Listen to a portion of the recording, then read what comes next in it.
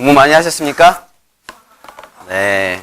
상품이 어마어마하다 그랬는데, 어마어마한데, 다 누굴 주나? 공부 많이 하셨죠? 자, 오늘 우리에게 주신 하나님의 귀한 말씀입니다. 호세아 6장 6절 말씀입니다. 제가 가진 성경 구약 1262쪽에 있습니다. 1262쪽에 호세아 6장 6절 말씀입니다.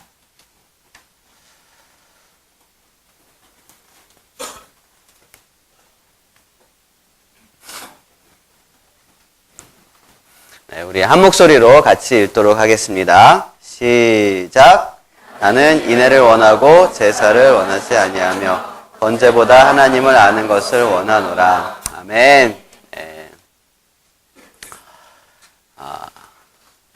하나님께서는요, 무엇보다 중요하게 여기시는 게 있었는데 그게 제사였습니다. 제사.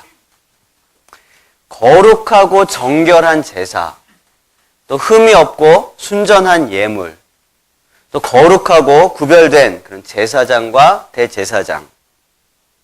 조금이라도 거룩하지 못한 그런 제사가 드려지면 하나님께서는 용서하지 않으셨습니다. 여러분, 어떻게 하면 거룩하게 됩니까? 네, 말씀과 기도. 다시 한번, 어떻게 하면 거룩하게 됩니까? 말씀과 기도. 네, 말씀과 기도라고 했습니다. 둘 중에 하나만 써도 됩니다. 1번이잖아요, 1번. 이렇게까지 했습니다.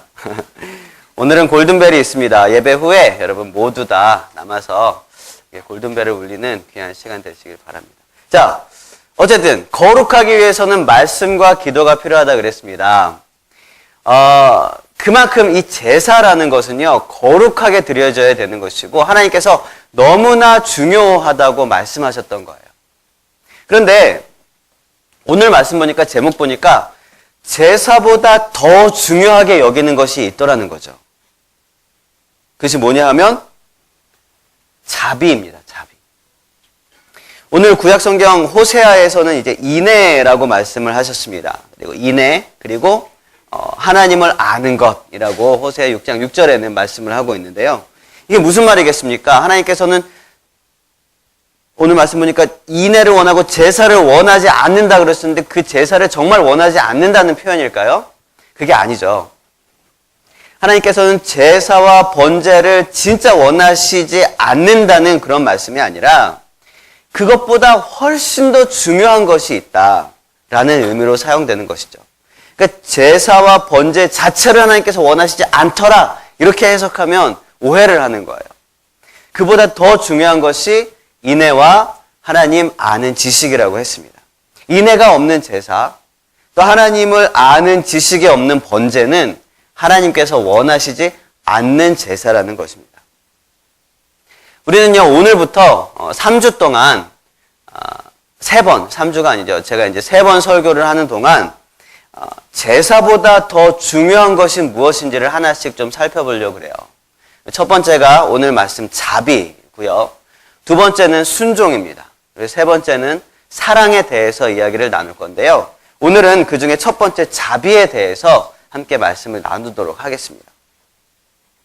오늘 본문 호세아 6장 6절은요, 너무나 중요한 말씀입니다. 예수님께서 마태복음에서 2번이나 이 말씀을 언급하면서 인용을 하셨던 말씀이에요. 그래서 오늘 인용된 마태복음의 말씀들과 이 호세아 말씀을 통해서 제사보다 자비를 더욱더 중요하게 여기기 위해서 우리가 어떻게 살아가야 하는가를 함께 묵상을 하도록 하겠습니다. 제사보다 자비를 더 중요하게 여기는 그런 삶을 위해서 우리가 해야 될 것들, 어떻게 살아야 하는가. 첫 번째는요, 우리 따라해 봅시다. 하나님을 알아라. 하나님을 알아야 하는 거예요. 하나님을 알아라. 오늘 호세아 6장 6절 말씀을 여러분의 성경책을 보면서 다시 한 번만 읽어볼게요. 시작. 제사를 원하지 아니하며 번제보다 하나님을 아는 것을 원하노라. 이 말씀은요, 호세아 6장 전체를 좀 우리가 보면서 말씀을 묵상을 해야 되는데요. 여러분의 성경책 보면 호세아 6장 앞에 어떤 성경책들 보면 작은 이렇게 제목이 써져 있는 성경책들이 있어요. 여러분 써 있는 성경책들 있죠? 뭐라고 기록되어 있습니까? 저랑 다 똑같은 성경책을 보시나 봐요. 네, 성경책마다 다른 줄 알았더니 이게 거의 비슷하게 나와 있어요. 저는 이렇게 써 있어요.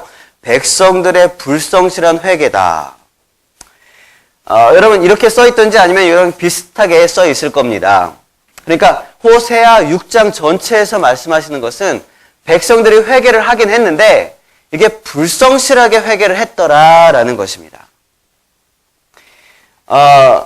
1절부터 호세아 6장 1절부터 3절까지의 말씀을 보면요. 백성들이 스스로 하는 말이 나오고 있어요. 분명히 하나님께서 우리를 다시 싸매실 것이다. 치료하실 것이다. 라는 것이 백성들을 통해서 하는 말이에요. 분명히 하나님께서 우리를 찢으셨지만 하나님께서는 분명히 다시 회복시키실 것이고 우리를 싸매시고 치유하실 것이다. 라는 것이 이스라엘 백성들의 믿음이었고 그들의 고백이었습니다. 하나님께서 그들을 회복하실 것은 틀림없습니다. 하나님께서 그들을 치유하시고 다시 돌보시고 싸매실 것은 분명합니다. 그런데 하나님께서 그들을 왜 찢으셨는가? 왜 그들에게 고통을 주시고 아픔을 주셨는가를 그들은 정확하게 알아야 했습니다. 그게 해결되지 않으면 하나님께서는 회복시키시지 않을 것이기 때문입니다. 하나님께서는요, 4절부터 왜 그들을 찢으시고 왜 고통을 주셨는지를 말씀하고 계신데요. 가장 확실하게 말씀하시는 부분이 이 인애라는 부분이라는 거죠. 이스라엘 백성들의 인애가 무엇과 같다 그랬습니까? 아침 구름이나 이슬과 같다라고 표현을 하고 있어요. 아침 구름이라는 거는요, 아침 안개라고 우리가 표현을 하면, 번역을 좀 바꾸면 조금 더 정확하게 우리가 이해를 할 수 있습니다. 아침 안개. 아침 안개가 어떻습니까? 아침에 이슬이 어떻습니까? 아침에 잠깐 동안 해 뜨기 직전에 잠깐 이렇게 나타났다가 해가 뜨면 금방 다 사라져버리고 흔적도 없어버리는 것. 이게 아침 안개, 아침 구름이고 아침 이슬입니다. 하나님께서는요, 인애를 원한다고 하셨는데요. 이 이스라엘 백성들의 그 인애는 아침 안개와 같이, 아침 이슬과 같이 잠깐 동안 살짝 보였다가 금방 없어지고 마는 굉장히 위선적이고 가식적인 그런 인애였다는 거죠. 진실성이 없고 붙잡으려고 그러면 아무것도 잡히지 않는 그런 인애였다는 것입니다. 형식적이고 제도적이고 최소한의 그런 어떤 것만 하려고 하는 그런 인애였다는 거예요. 하나님의 인애하심의 대표적인 제도가 뭐였냐면 도피성 제도였습니다. 이스라엘 땅에는 총 6개의 도피성이 있었어요. 도피성이 뭐였냐면요. 내가 이제 잘못한 것이 있습니다. 그런데 그게 실수로 어떻게 하다 보니까 큰 잘못을 저지르게 됐어요. 예를 들어서 사람을 크게 다치게 했다든지 심지어 죽게 만들었다는 거죠. 뭐 후진을 잘못해가지고 사람을 치워 죽였다든지. 그러니까 그 가족들이 이 사람에게 굉장히 원한을 품을 거 아니에요. 아무리 실수였지만. 그때 이 사람이 도망쳐 갈 수 있는 곳이 바로 도피성이었다는 거예요. 그래서 이스라엘 곳곳에 6군데 그렇게 도피성이 있어서 가장 가까운 도피성으로 그들은 도망칠 수 있었던 것입니다. 이곳은요, 하나님의 인애와 하나님의 사랑과 하나님의 인자하심이 나타나는 그런 어떤 제도적인 틀이었어요. 근데 그 도피성이 쭉 6군데 중에서 한 군데가 어디냐면 길르앗 라못이라는 곳이 있었습니다. 그러니까 길르앗 근처의 모든 이스라엘 사람들 중에서 혹시라도 잘못하거나 실수로 큰 어떤 사람을 죽였거나 다치게 한 사람들이 있으면, 원한을 품을 만한 일을 한 사람이 있으면 이 길르앗 라못에 있는 도피성으로 도망칠 수 있었던 거거든요. 그럼 거기서 그 해의 대제사장이 죽을 때까지 용서를 받고 그 원한 있는 그 가족들로부터 피할 수 있었던 제도가 도피성 제도였습니다. 그런데 여러분, 호세아 우리가 방금 읽은 말씀 6장 7절 8절에 보시면은요, 뭐라고 되어 있습니까? 길르앗이 무엇으로 가득 차 있다 그랬습니까? 피 발자국으로 가득 차 있다라고 표현되어 있습니다. 피 발자국. 악을 행하는 자의 고울이라 피 발자국으로 가득 차 있다라고 되어 있습니다. 피 발자국이라는 말에는 많은 의미가 있을 겁니다. 제가 이게 뭐라고 설명을 안 해도 여러분들이 이 느낌 이미지만으로도 이게 무슨 말인지 알 거예요. 피를 찾으러 가는 그런 복수하러 가는 그런 발자국이라고 볼 수도 있고요. 복수를 한 다음에 상대방이 흘린 피를 밟고 지나가는 그런 표현이라고 볼 수도 있고요. 어쨌든 이 도피성이 있는 이 길르앗은요, 하나님의 인내하심의 장소였던 거예요. 그럼에도 불구하고 거기엔 용서가 사라져버리고 여러 사람들의 피가 흘려졌다는 것을 말하고 있는 것입니다. 자비가 자취를 감춰버렸습니다. 사랑이 고갈되어 버렸던 거예요. 서로의 피를 찾기 위해서 혈안이 된 발자국만 있었어요. 너무나 많은 피 흘림이 있었고요. 복수의 복수가 있었고요. 이기, 시기, 질투, 교만. 그 삶 속에서 인애와 자비는 찾을 수 없었던 곳이 길르앗이 되어버리고 만 것입니다. 하나님께서는 그것을 지금 호세아 선지자를 통해서 말씀하고 있는 것입니다.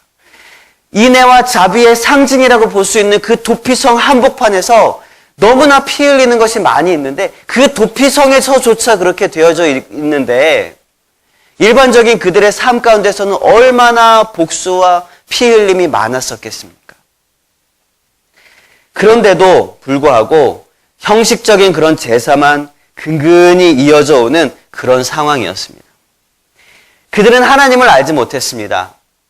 하나님이 진짜 원하시는 게 뭔지 몰랐다는 거예요. 하나님이 진짜 원하시는 게 단지 도피성이라는 성을 만들어 놓고 제도를 만들어 놓은 거 아니었습니다.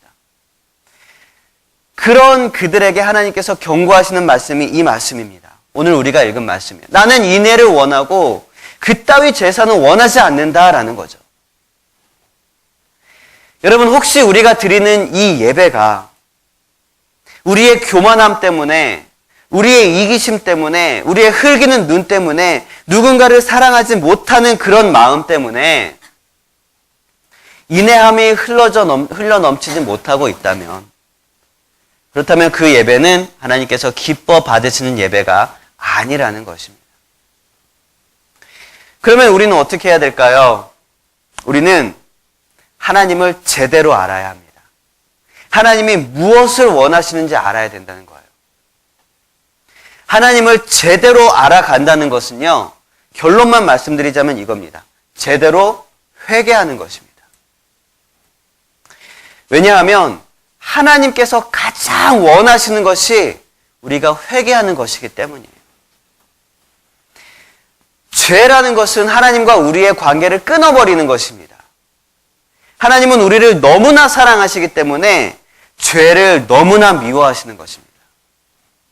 그 죄로부터 돌이키겠다는 결단, 그 죄로부터 떠나겠다는 그 회개의 결단을 하나님께서는 가장 기뻐하시는 것입니다. 우리가 우리의 죄가 무엇인지, 그리고 그 죄의 대가가 무엇인지를 정확히 안다면 우리는 회개할 수밖에 없을 것입니다. 정말 작고 사소한 그런 작은 죄조차 하나님께서는요, 용납하실 수 없다는 것을 아는 것이 우리가 하나님을 제대로 아는 것입니다. 우리가 하나님을 알 때, 우리가 하나님의 거룩하심을 알 때에 우리는 회개할 수밖에 없고요.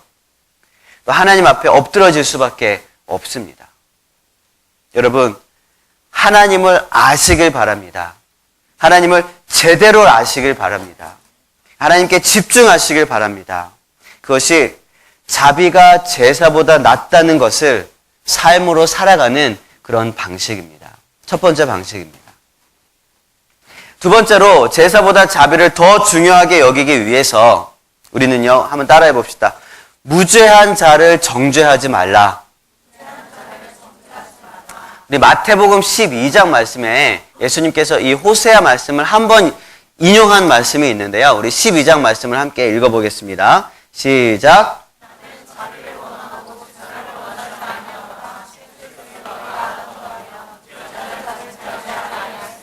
네.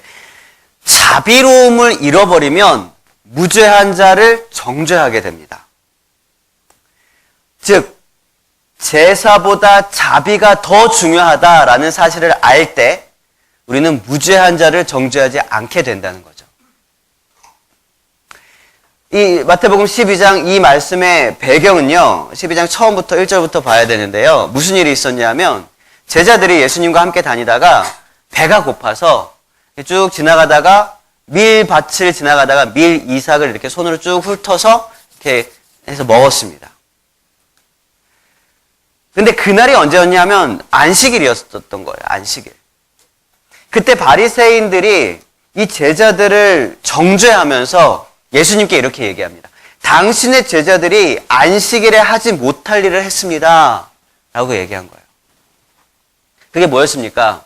길거리 지나가다가 남의 밭을 이렇게 훑어서 먹은 이 도둑질을 했다는 겁니까? 사실은 이건 그 당시 문화를 알아야 돼요. 물론 밀 이삭을 잘라 먹은 것도 물론 남의 거긴 하지만 그 당시의 문화는 그렇습니다. 당시에는 나그네를 잘 대접하는 그런 문화가 있었어요. 그래서 우리가 잘 알다시피 한번 이렇게 딱 추수하고 나서 일부러 곡식들을 이렇게 좀 남겨놓습니다. 왜냐하면 가난한 자들이나 고아나 과부들이 와서 그것을 거두어 갈 수 있도록. 그러니까 이렇게 길거리에 가다가 배고픈 사람들은 언제든지 그런 것들을 이렇게 먹을 수 있었던 거예요. 그런 문화적인 관습을 볼 때 이걸 갖다가 도둑질한 거다라고 이렇게 손가락질하는 건 아니었던 겁니다. 그러면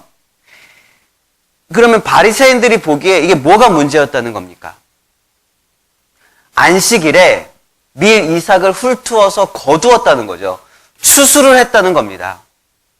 이게 문제였던 거예요. 그날이 안식일이었는데 밀 이삭을 추수한 거예요. 거두은 거예요.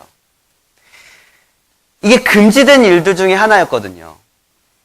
손으로 밀 이삭을 비벼서 입속에 넣는 것은 안식일을 범하는 행동이었습니다. 그들의 기준은 그거였던 거예요. 바리새인들의 기준은 그거였습니다. 왜 안식일인데 밀 이삭을 이렇게 훑어가느냐, 왜 이걸 추수하느냐, 왜 이걸 거두느냐, 이걸 말하는 것이었습니다. 제자들이 배가 고프든지 말든지, 그들의 행로가 지쳤든지 안 지쳤든지, 눈앞에 음식이 있던지 없던지를 떠나서 바리새인들에게는 안식일의 규례가 지켜지느냐 안 지켜지느냐가 훨씬 더 중요했다는 사실이에요. 그때 예수님께서 뭐라고 말씀하십니까? 인자는 안식일의 주인이다 라고 말씀하고 있어요. 안식일의 기준은 예수님께 있다는 것입니다. 바리새인들은요, 그 기준을 잘못 알고 있었어요. 기준을 잘못 알고 있었어요. 바리새인들이 잘못된 기준을 가지고 있을 때 그들은 죄가 아닌 것에 대해서 죄라고 말하게 된다는 것입니다. 여러분, 기준이 달라졌을 때 범죄가 무죄가 되고 무죄가 범죄가 됩니다. 기준을 어디에 두느냐에 따라서 우리는요, 진리로 자유할 수도 있고 쓸데없는 죄의 속박에 갇혀버릴 수도 있다는 거예요. 우리가 누군가를 정죄하거나 판단하거나 비난할 때 그것이 뭘 기준으로 삼고 있느냐를 우리는 점검해 봐야 됩니다. 어쩌면 그 기준은 내 도덕성일 수도 있어요. 내 문화일 수도 있어요. 혹은 나의 어떤 유익일 수도 있다는 것입니다. 예수님의 말씀을 기준으로 삼는다는 것은요, 그분의 십자가 은혜가 어떤 율법보다 우선된다는 것을 깨닫는 것입니다. 여러분, 그분의 자비하심 안에서 무죄한 자를 정죄하지 않는 그런 저와 여러분이 되시길 바랍니다. 무죄한 자를 정죄하지 않기 위해서 우리는요, 정확한 기준을 세울 필요가 있어요. 그 기준은요, 나로부터가 아니라는 걸 기억해야 됩니다. 내가 기준을 세우면요, 그건 선악과를 따먹은 아담과 이브와 똑같은 잘못을 저지르고 있는 거예요. 그 기준은 언제나 하나님께 있습니다. 무죄한 자를 정죄하지 않는 그런 저와 여러분이 되시길 바랍니다.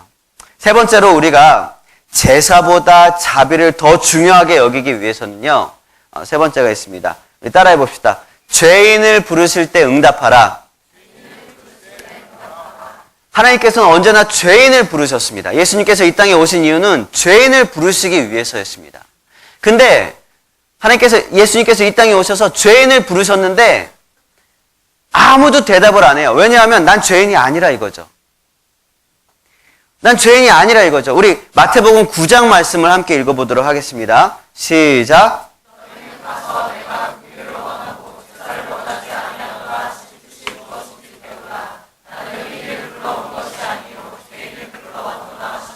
예수님께서 제자들을 부르시면서 세리였던 마태를 부르셨습니다.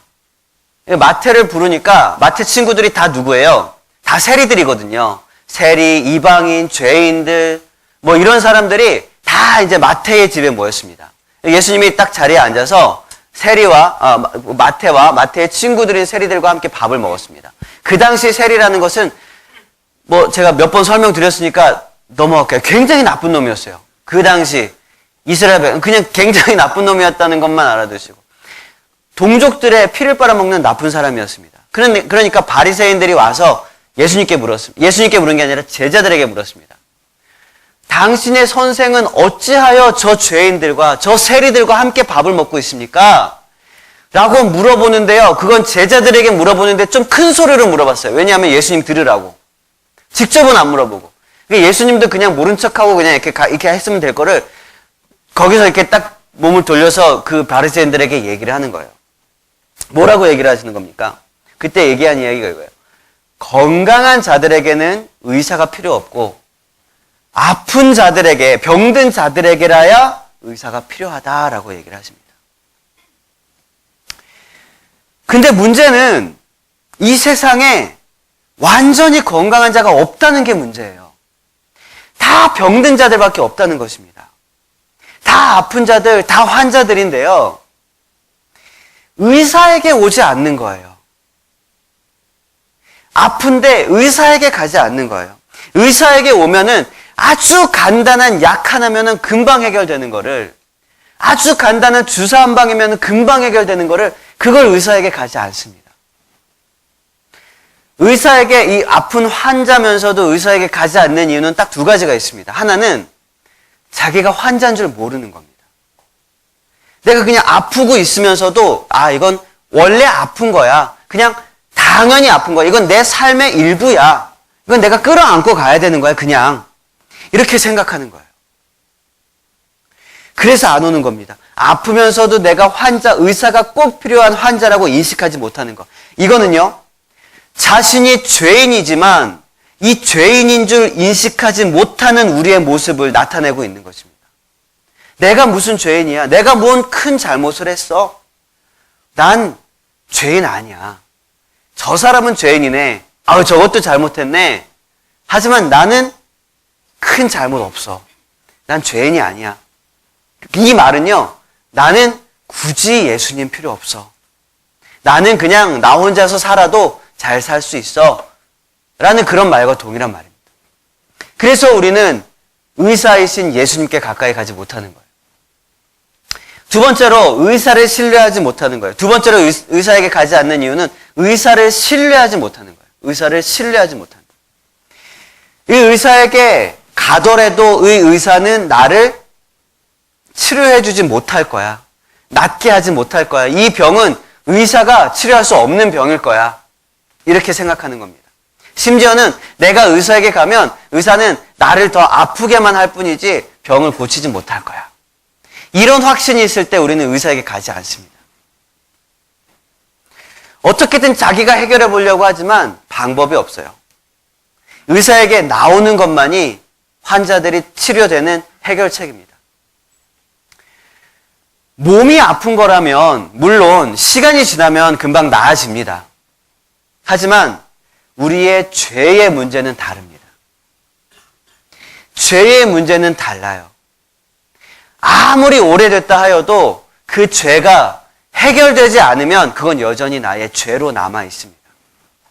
아무리 작은 죄라고 할지라도 그것은 우리가 하나님 나라에 들어갈 때에 반드시 그것이 장애물, 막히는 돌이 될 것입니다. 우리는 아주 작은 죄들도 다 하나님 앞에서 해결해야 한다는 것입니다. 반드시 예수님을 만나야만 해결되는 것이 우리의 죄입니다.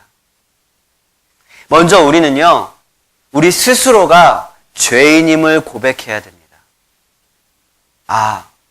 난 죄인이구나. 나 스스로 어떤 것도 해결할 수 없는 그런 죄인이구나. 내가 행하고 내가 마음 먹고 생각하고 마음에 품는 모든 것들은 정말 악한 것들로 가득 차 있구나. 이걸 우리가 고백하고 인정하는 것이 우리가 주님께 나가는 첫 발걸음입니다. 그리고 그 죄인을 부르시는 예수님의 부르심에 응답하고 주님께 나아가야 합니다. 그것만이 우리가 죄를 해결할 수 있는 방법인 거예요. 예수님께서는요, 원칙대로 하자면 모든 죄인들을 다 죽이셨어야 합니다. 그러나 예수님이 원하신 것은요, 긍휼을 원하고 제사를 원하지 않는다 그랬습니다. 그것은 뭐냐 하면 그 죄인들을 다 용서하기로 결단하셨다는 것입니다. 용서하기로 계획하셨다는 거예요. 그 용서는 반드시 예수 그리스도 그분의 피 흘림이 있었어야 되는 것입니다. 여러분, 긍휼이라는 것은 우리가 우리의 죄임을 고백하고 주님께 나가는 것에서부터 시작되는 것입니다. 예수님의 그 긍휼하심을 우리가 받아 누릴 때에 우리 마음속에도 그분의 긍휼하심이 다른 사람에게 전달될 수 있는 그 긍휼로 가득 채워질 수 있는 거예요. 그 자비로 채워질 수 있는 것입니다. 말씀을 정리하겠습니다. 여러분, 하나님께서는요, 자비를 원하고 제사를 원하지 않는다고 하셨습니다. 그것은 우리가 하나님 앞에 예배를 드릴 때 놓쳐서는 안 되는 무언가가 반드시 있다는 것입니다. 하나님 앞에 제사를 드릴 때, 예배를 드릴 때 정말 중요한 놓쳐서는 안 되는 그것이 있다는 것인데, 그걸 놓쳐버리면 우리가 예배를 안 드리는 이만 못한 것이 되어버린다는 거예요. 그게 무엇이냐? 오늘 말씀을 통해서 볼 때 그것은 자비입니다. 인애입니다. 긍휼이에요. 그것은 하나님을 제대로 아는 것입니다. 하나님이 기뻐하시는 것은 형식적인 제사가 아니라고 했습니다. 하나님이 기뻐하시는 것은 우리가 죄로부터 진짜 돌이켜서 하나님께로 나오는 진정한 회개입니다. 그리고 또 하나는 하나님께 모든 기준을 두는 거예요. 내가 내 삶의 주인이 돼서 다른 사람들의 행동까지 내가 영향을 미치고자 하는 그런 내 기준을 다 내려놓고, 내 잣대를 다 내려놓고, 다른 사람을 평가하고자 하는 그런 기준들을 다 내려놓고 하나님께서 나의 삶의 모든 기준이 되어주시기를 기도하며 하나님께 내어놓는 것입니다. 예수님께서 안식일의 주인이 되었다라는 표현은요, 심지어 안식일조차 주님께서 주인이 되셨다는 뜻입니다. 심지어 안식일조차 주님께서 주인이 되었다는 뜻은 무슨 말입니까? 다른 날들은 두말할 것 없이 주님께서 우리 삶의 주인이라는 뜻입니다. 나의 모든 삶이, 월화수목금토일이, 나의 모든 시간이, 나의 일생이 주님의 것이라는 의미입니다. 이것이 우리로 하여금 긍휼의 삶을 살게 하는 고백입니다. 그리고 또 하나는 언제나 죄인을 부르시는 그 부르심 앞에 우리가 겸손히 서는 것입니다. 죄인을 부르실 때 나다 싶으면 주님 앞에 나오는 거예요. 주님 앞에 하나님 이 정도는 괜찮겠죠. 그게 아니라 하나님 이 작은 죄라 할지라도 주님 없이는 내가 해결할 수 없습니다. 그렇게 고백하면서 주님 앞에 나오는 것이 주님의 부르심에 순종하는 것입니다. 죄인 아니라고, 난 죄 없다고 그렇게 말하는 것은요, 환자임에도 불구하고 의사 필요 없다고 말하는 것과 같습니다. 그리스도 예수의 십자가 앞에서 나의 죄를 직시하고 또 그 죄를 인정하고 그분 앞에 내려놓을 때에 우리는 참 자유를 얻게 되는 것입니다. 여러분, 우리의 모든 삶이 형식적인 예배에서 벗어나서 자비가 넘쳐 흐르는 그런 예배가 되시길 바랍니다. 우리의 모든 삶이 하나님의 마음을 품고 또 나를 통해서 찬양과 예배와 말씀이 흘러 넘치게 되는 그런 귀한 은혜의 통로가 되시길 바랍니다. 그리하여서 내가 그냥 주일날 2시에 여기 와서 예배 드렸다, 그것이 나의 신앙을 대표할 만한 그런 삶이 아니라 1년 365일, 일주일 월화수목금토일 하루 24시간 내내 주님이 나의 삶의 주인이 되심을 고백하고 하나님이 우리를 긍휼히 보시는 그 긍휼함이 우리의 마음에 가득 채워져서 우리를 통해서 흘러 넘칠 수 있는 그런 귀한 저와 여러분 축복의 통로가 되시길 주님의 이름으로 축원을 드립니다. 함께 찬양하고 기도하겠습니다. 하나님의 마음이 있는 곳에 나의 마음이 있길 바랍니다. 하나님의 긍휼이 있는 그곳에 나의 긍휼이 가길 원합니다. 주님께서 바라보시는 그 모든 곳들이 내가 가는 발걸음이 되길 원합니다. 시간 찬양하면서 고백하고요. 함께 기도하도록 하겠습니다.